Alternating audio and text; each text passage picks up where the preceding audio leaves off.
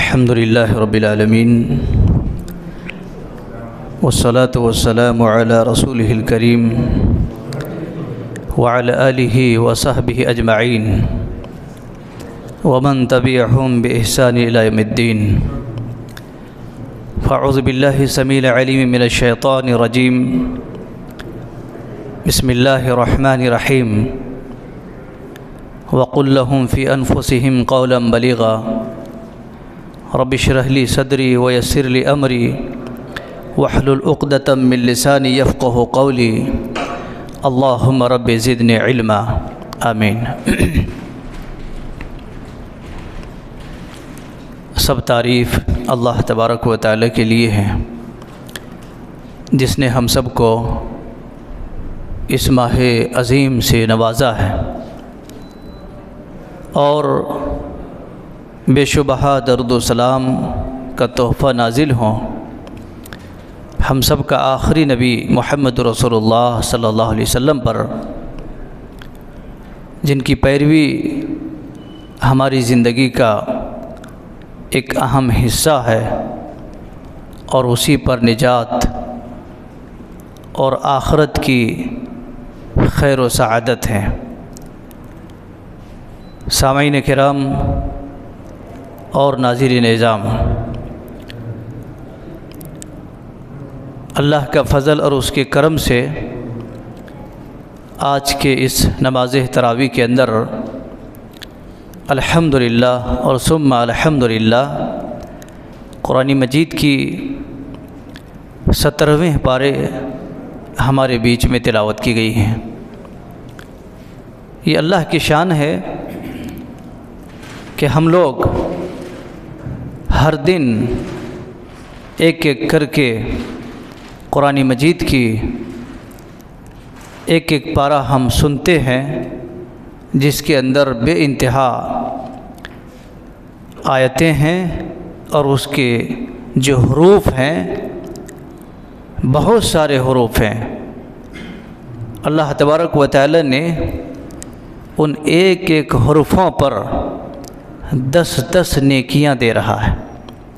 میں ایک بار پھر سے آپ کو یاد دلا دوں، یہ ہمارا کھڑے ہونا یہ کوئی سزا نہیں ہے. ہمارے لیے 1 گھنٹے کا یہ کھڑے کھڑے قرآن مجید کی اور رکوع اور سجود کے درمیان سے جو گزرتے ہیں میرے بھائیو، یہ ہمارے آخرت کے لیے بہت بڑا ذخیرہ ہے، بہت بڑا ذخیرہ ہے. اور ممکن ہو آج کا یہاں کھڑا ہونا کل اللہ کے پاس ذلیلوں کے ساتھ اور رسوا کن لوگوں کے ساتھ کھڑے ہونے سے اللہ بچائے گا ضرور انشاءاللہ. اس لیے اس کی قدر کیجیے. قرآن مجید کہ آج اس پارے میں 2 اہم صورتیں ہماری نظروں سے اور ہمارے کان اور ہمارے دل و دماغ سے کے درمیان سے گزری ہے. ایک صورت سورۃ الانبیاء، دوسری صورت سورہ حج. الحمدللہ ثم الحمدللہ. آئیے ہم دیکھتے ہیں مختصر طور پر کل ملا کر کے جو باتیں سمجھ میں آنے والی اور آپ سب کو سمجھانے کے لیے جو باتیں ہونی چاہیے وہ مختصر طور پر یہ ہے. اللہ تبارک و تعالی نے سورہ انبیاء کے اندر دیکھیے نام ہی رکھا ہے سورہ انبیاء. جب اسکرین پر ہی بتا دیا گیا سورہ انبیاء تو پتہ چلتا ہے کہ انبیاء کا تذکرہ ہے. کس کا تذکرہ ہے؟ انبیاء علیہ السلام کا تذکرہ ہے. کئی انبیاء کا نام آپ لوگ سنے ہوں گے، کم سے کم اتنا تو ضرور آدمی نالج رکھتا ہے کہ فلاں نبی کا نام آیا، ناموں کے ساتھ گزرا ہے.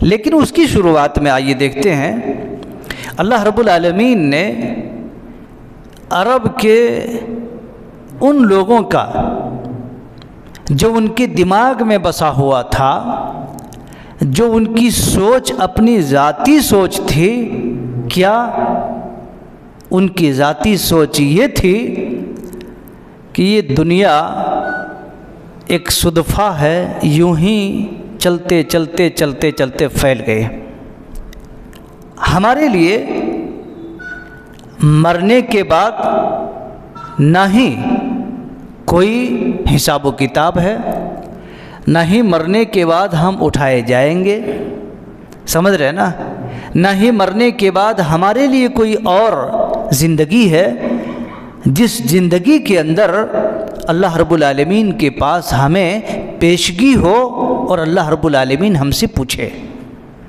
یہ چیز ان لوگوں کے دماغ میں نہیں تھی، یا اگر تھی بھی تو اس اینگل سے اور اس رویے سے وہ لوگ نہیں تصور کرتے تھے۔ تو اللہ تبارک و تعالی نے قرآن مجید کے اندر یہ پیغام دیا، اقترب للناس حسابهم وهم فی غفلۃ معرضون۔ اللہ رب العالمین نے کہا، اللہ کے بندو، تمہارا حساب کا وقت قریب آ گیا ہے، تمہارا فائل ان قریب کھلنے والا ہے، پھر بھی تم غفلت میں ہو، پھر بھی تم سستی اور کاہلی میں ہو۔ ذرا عقل تو پیدا کرو، ذرا عقل اور اسی طریقے سے ہوش کا ناخن تو لو، کس غفلت میں پڑے ہو تم۔ اللہ رب العالمین نے ان لوگوں کے اس غفلت کو، اس سے جو چادر، مدہوشی کی چادر جو اوڑھے ہوئے تھے، اللہ رب العالمین نے کہا اس کو نکال کے پھینکو، اور اس آیت میں جھنجھوڑا، اس آیت میں اللہ رب العالمین نے اس کو جھنجھوڑا۔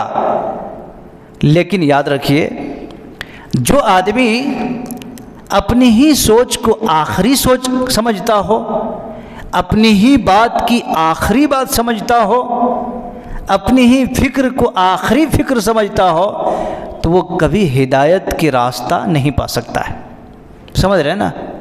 اس لیے ہدایت پانے کے لیے کسی بھی ایک راستے پہ انسان کو چلنا چاہیے، اور اس راستے کو پیروی کرنی چاہیے جس میں اچھے لوگ چلے ہوں یا اچھے لوگ چل رہے ہوں۔ اللہ تبارک و تعالی نے ان لوگوں کے مزاج کے اندر یہ بات ڈال دی۔ لیکن یاد رکھیے گا، ہر زمانے میں اگر کوئی بدنام ہوا ہے یا اگر کسی کو نام ہوا ہے تو ایک ہی آدمی ہوتے ہیں۔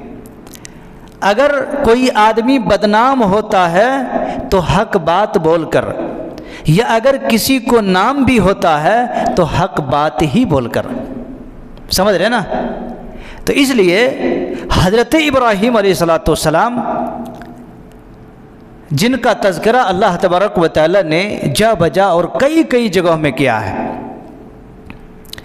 حق بات بولنے کی وجہ سے اور حق کا نعرہ لگانے کی وجہ سے ان کے کئی سارے دشمن بن گئے، یہاں تک کہ اسی حق بات کہنے کی وجہ سے عراق سے، جو ان کا اپنا آبائی وطن تھا حضرت ابراہیم کا، پتہ ہے آپ کو، وہاں سے ہجرت کر کے ان کو فلسطین جانا پڑا، جس کو یروشلم بھی کہا جاتا ہے۔ فلسطین جانا پڑا، کیوں؟ کیونکہ حق بات کہنے کی وجہ سے لوگ ان کے دشمن بن گئے، اپنے گاؤں کے، اپنے ملنے جلنے والے دشمن بن گئے، یہاں تک کہ اسی حق بات کی وجہ سے ان کے اتنے دشمن ہو گئے کہ ان کو آگ میں ڈالنے کی پلان بنا دیے اور ڈال دیے۔ لیکن کہتے ہیں کہ مدعی لاکھ برا چاہے تو کیا ہوتا ہے، وہی ہوتا ہے جو منظور خدا ہوتا ہے۔ بہت سارے دشمن پیچھے پڑے، لیکن اللہ تبارک و تعالی جس کے دل میں زندہ دل عطا فرمایا، جس کے سینے میں، وہ کبھی کسی کے سامنے لبریز نہیں ہوتا، کسی کے سامنے دائیں بائیں نہیں کرتا۔ انی وجہت وجہی للذی فطر السماوات والارض حنیفا وما انا من المشرکین۔ اس کا یہ منہج ہوتا ہے کہ ہمارا مالک اور ہمارا خالق اللہ رب ذوالجلال والاکرام ہیں، ہم جو کر رہے ہیں اللہ دیکھ رہا ہے، وہی ہمیں بچائے گا اور وہی ہمیں آباد رکھے گا۔ لوگ کیا ہوئے؟ دشمنی کی وجہ سے ابراہیم علیہ السلام کو آگ میں ڈال دیے۔ کہتے جب آگ میں ڈال دیا گیا، اللہ اکبر، سوچئے آپ اگر آج کے دور کے لوگوں کو اگر کچھ ذرا بھی ان کی باتوں میں 19-20 نیچے اونچ ہو گئے، کیا بولے مولوی صاحب دیکھو کتنی بڑی بات کہہ دی ہے، میرا دل ٹوٹ گیا۔ کیا کہتے ہیں؟ میرا دل ٹوٹ گیا۔ دل ٹوٹا ہوا ہے، جھٹا ہوا ہے، کس نے دیکھا بھائی؟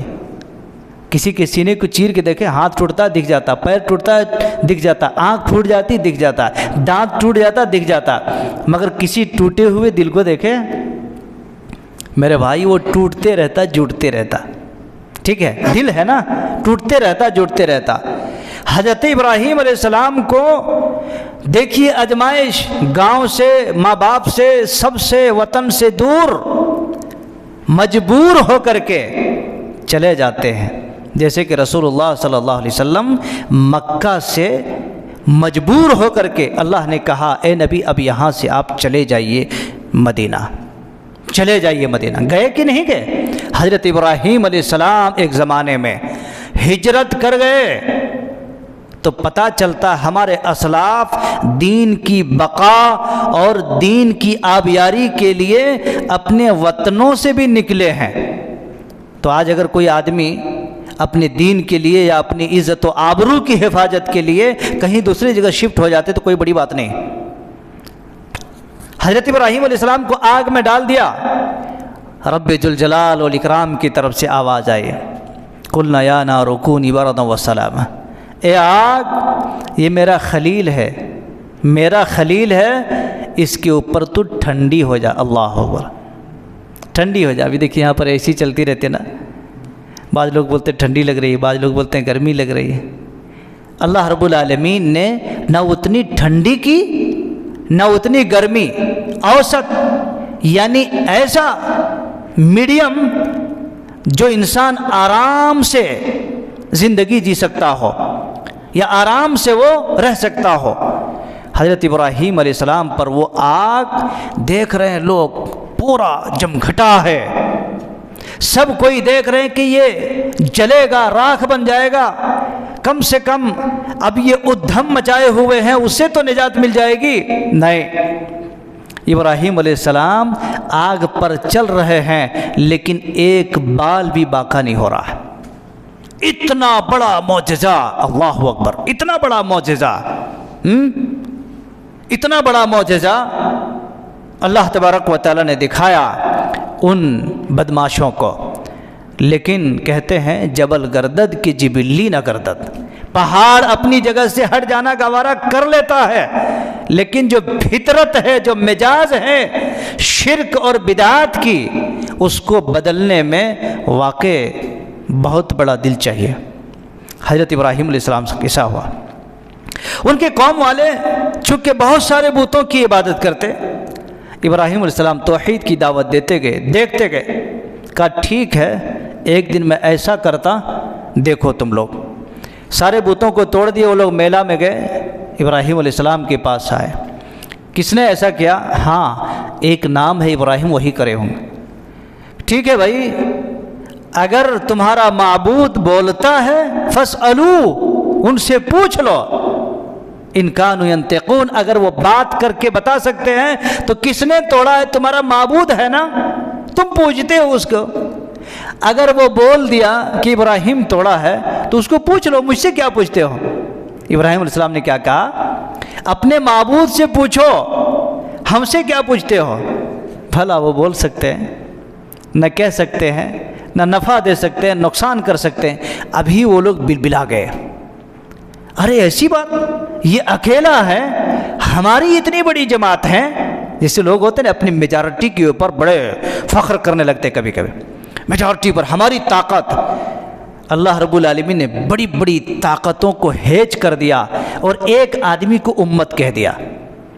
موسیٰ علیہ السلام کے مقابلے میں اس سے پہلے آپ سن چکے ہیں فرعون نے بہت بڑی طاقت اکٹھا کی تھی، بڑے بڑے نامکاری جادوگروں کو، لیکن اللہ رب العالمین سب سن رہا تھا، ایک ایک بات کو کہا موسیٰ ذرا لاٹھی کو پھینک دو، لمحوں کے اندر سارے کے سارے گھٹنے کے بل پڑ گئے، سمجھ رہے نا؟ تو اس لیے ابراہیم علیہ السلام نے وہی کہا پوچھو، ابھی تل ملا گئے، اور اسی کی بدولت میں ان کو آگ میں ڈالا تھا۔ میرے بھائیوں، اللہ رب العالمین نے اس صورت کے اندر کئی سارے پیغمبروں کا تذکرہ کیا، حضرت لوط علیہ السلام اور ان کی قباحتوں کو بیان فرمایا، حضرت نوح علیہ السلام اور ان کے 950 سال کی دعوت کو بھی بیان فرمایا۔ کتنے؟ 950 ایئرس، 950 سال، اللہ اکبر۔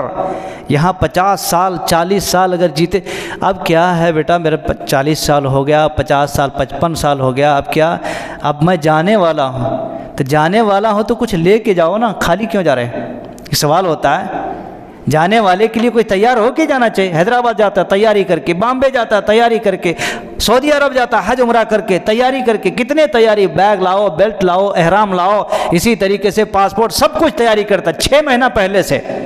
تب جانے والا تیاری کر کے جانا نا جی، تو تیاری کرو۔ میرا کہنے مطلب کیا ہے؟ تیاری کرو اب۔ تو اللہ تبارک و تعالیٰ نے حضرت نوح علیہ السلام کا تذکرہ فرمایا، بڑی لمبی دعوت، جیسا کہ آپ دروس کے اندر سن چکے ہیں۔ اسی طریقے سے اللہ رب العالمین نے حضرت یونس علیہ السلام کا تذکرہ فرمایا، اللہ اکبر۔ یونس علیہ السلام سب جانتے ہیں ایک پیغمبر ہیں، اللہ رب العالمین نے ان کو پیغمبری عطا کی تھی، اور اللہ رب العالمین نے ان کو ایک آزمائش بھی رکھا۔ انہوں نے اللہ تبارک و تعالیٰ سے دعا کی تھی 3 اندھیریوں کے اندر سے۔ اللہ رب العالمین نے ان کی دعا سنی نہیں سنی؟ اللہ تبارک و تعالیٰ نے ان کی دعا سنی، اور اسی طریقے سے انہوں نے پکارا تھا لا الہ الا انت سبحانک انی کنت من الظالمین۔ جی اب ہمارے مسلمان کم عقل والے، کم سوچ اور اسی طریقے سے کم ظرف قسم کے لوگ اب اس کو کیا ہے، آیت کریمہ کے نام سے دے دیے ہیں۔ گھروں میں دیکھو، دکانوں میں دیکھو، مکانوں میں دیکھو، لوگ لے کر کے بیٹھ جاتے ہیں۔ نہ بیچارے کو رمضان سے مطلب، نہ تراویح سے مطلب، نہ جمعے کی نماز سے مطلب، نہ فرائض سے مطلب، نہ حج عمرہ صدقہ خیرات، کسی چیز سے مطلب نہیں۔ بس سال بھر میں 1-2 بار آیت کریمہ کر لو، سارے پریشانی بلا ختم، سب کے سب لگ جاتے اس میں۔ لا الہ الا انت سبحانک انی کنت من الظالمین کوئی 1,00,000 مرتبہ پڑھتے ہیں، کوئی 1,25,000 مرتبہ پڑھتے ہیں۔ اب وہ کون سی گنتی، کس میں کیلکولیٹ کرتے، وہ تو اللہ جانتا ہے، لیکن اللہ نے کہیں پر یہ سب چیزوں کا ذکر نہیں فرمایا۔ ارے یہ تو دعا ہے جو موسیٰ علیہ السلام، حضرت یونس علیہ السلام نے پڑھی تھی مچھلی کے پیٹ کے اندر۔ اگر تم پڑھنا بھی ہے تو جا کے پڑھو نا مچھلی کے پیٹ میں، جا کے کنر ثانی میں ڈوبو، پتہ چلے گا مچھلی کے پیٹ میں ہے یا مگرمچھ کے پیٹ میں ہے کہ نہیں؟ پتہ چلے گا کہ تم اتنے بڑے متقی، اتنے بڑے زہاد بننا چاہتے ہو، جا کے ڈوب کے دیکھو کہ تم مچھلی کے پیٹ میں اپنے آپ کو پاؤ گے یا مگرمچھ کے پیٹ میں۔ لیکن کہتے ہیں نا کہ الٹا ہی چال چلتے ہیں دیوان گانے عشق، آنکھوں کو بند کرتے ہیں دیدار کے لیے۔ یہ مسلمان ثابت کرتے اپنے آپ کو، سمجھ رہے ہیں، لیکن اس کا کام الٹا ہی ہوتا ہے جی۔ لیکن میرے بھائیو آئیے میں ایک جان دیتا ہوں، یہ دعا کرو آپ، اس دعا کے اندر کئی ساری خیر ہیں۔ اللہ کے نبی نے فرمایا اگر آپ کے پاس مصیبت ہے، پریشانی ہے، کرتے رہو کرتے رہو، اتنا دعا کرتے رہو یہ جب تک کہ تمہاری پریشانی ختم نہ ہو جائے۔ خالی تم مکان بنا لیے، یہ پڑھ لیا آیت کریمہ، اس کو آیت کریمہ کس نے کہا؟ کون سی حدیث میں ہے؟ اللہ نے اس کو، قرآن مجید کی کسی بھی آیت کو آپ آیت کریمہ بول سکتے ہیں کہ اللہ رب العالمین نے اس آیت کریمہ میں یہ ارشاد فرمایا، اللہ رب العالمین نے اس آیت کریمہ میں یہ کہا ہے۔ لیکن اس کو اسپیشلی آیت کریمہ کے نام سے دے کر کے اور اس میں اپنی جھولی کو بھرنے کی کوشش کرنا یہ غلط ہے۔ حضرت یونس علیہ السلام کا تذکرہ بھی کیا ہے، اور حضرت ایوب علیہ السلام کا بھی، ان کی آزمائشیں، داؤد علیہ السلام کا، سلیمان علیہ السلام کا، اللہ رب العالمین نے ایک بڑی لمبی لسٹ بیان فرمایا ہے۔ میرے بھائیو یہ سب ساری چیزیں کس لیے؟ تاکہ ہمارے اندر ایسی مصیبت، ایسی پریشانی، ایسے بلا، اس طریقے کی سچویشن آ جائے تو انبیاء کے ان چیزوں کو پڑھ لینا اور صبر کر لینا۔ اسی لیے اللہ رب العالمین نے بیان فرمایا۔ اور اسی طریقے سے اللہ تبارک و تعالیٰ نے پھر آگے چلتے ہوئے سورہ حج میں بھی حضرت ابراہیم علیہ السلام کا بھی تذکرہ فرمایا، وہاں پر بھی کچھ نبیوں کا ذکر فرمایا ہے، اور ساتھ ہی ساتھ اللہ رب العالمین نے کچھ جانوروں کا بھی ذکر فرمایا ہے، کچھ جانوروں کا بھی ذکر فرمایا ہے جس کو ہم عام دنوں میں کھاتے ہیں، اس کی ساری چیزوں سے فائدہ اٹھاتے ہیں، یہاں تک کہ ہم قربانی بھی کرتے ہیں، ان جانوروں پر اللہ رب العالمین کا نام ہم ورد کرتے ہیں۔ اب ظاہر سی بات ہے ہم کوئی بھی جانور ذبح کرتے تو اس پر اللہ ہی کے نام لینا چاہیے، جی اللہ ہی کا نام لینا چاہیے۔ تو اللہ رب العالمین ان تمام چیزوں کا ذکر کرنے کے ساتھ ساتھ اللہ رب العالمین نے مومنوں کو یہ پیغام دیا اس کے اختتام پر کہ اے ایمان والو، اللہ رب العالمین کے لیے تم رکوع کرو، سجدہ کرو، وَاعْبُدُوا رَبَّكُمْ، اور تم کیا کرو؟ اپنے رب کی عبادت کرو، وَافْعَلُوا الْخَيْرَ لَعَلَّكُمْ تُفْلِحُونَ۔ اللہ رب العالمین نے فرمایا اور خیر کے جتنے بھی کام ہیں ان تمام خیر کے کام کرو، تم کامیاب ہو جاؤ گے۔ یہاں پر رکوع، سجدہ اور اللہ رب العالمین کی عبادت، اس کی وحدانیت کو ماننا اور خیر کے کام کرنا۔ جیسے رمضان المبارک ہے، آدمی کئی قسم کے خیر کا کام کرتا ہے، روزہ رکھنے کے ساتھ ساتھ نماز پڑھتا، اسی طریقے سے نوافل پڑھتا اور صدقہ کرتا، زکوٰۃ کا نفاذ کرتا، اور اسی طریقے سے قرآن مجید کی تلاوت کرتا اور غربا اور مساکین اور ان تمام لوگوں کو لپیٹ کر کے نیکی کمانے کی کوشش کرتا، وَافْعَلُوا الْخَيْرَ، خیر کی تمام کاموں کو انجام دیتا۔ اللہ رب العالمین نے فرمایا تم کامیاب ہو گئے۔ اور پھر اس کے آخر میں اللہ رب العالمین نے فرمایا کہ اللہ رب العالمین بہترین کارساز ہے، وہی ہمارا نگراں ہے، وہی ہمارا مولا ہے، وہی ہمارا مددگار ہے۔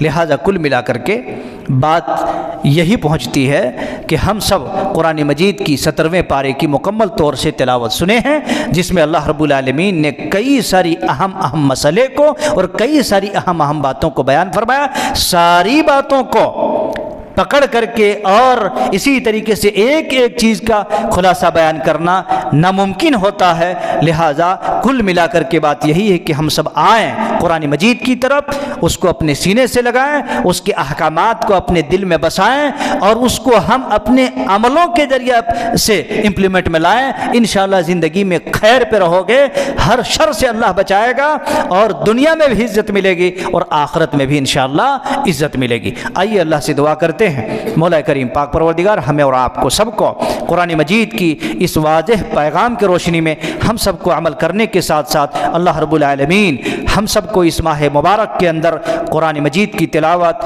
رمضان کے روزے اور صبح اور شام کے ذکر و اذکار جو اپنے دل سے، جو اپنے قلب سے ہم ادا کرتے ہیں، اللہ تبارک و تعالی ان تمام چیزوں کو شرف قبولیت کا درجہ نصیب عطا فرما اور ہم سب کو جنت الفردوس کے اندر جگہ نصیب عطا فرما۔ الہ العالمین ہمیں، ہمارے بھائیوں کو، نوجوانوں کو اور ہماری جو بہنیں خواتین یہاں پر آتی ہیں، اللہ تبارک و تعالی ہم سب کو جنت الفردوس کے اندر اعلیٰ سے اعلیٰ مقام عطا فرما۔ واقول قولی ھذا واستغفر اللہ لی ولکم ولسائر المسلمین، وآخر دعوانا الحمد للہ رب العالمین، والسلام علیکم ورحمۃ اللہ وبرکاتہ۔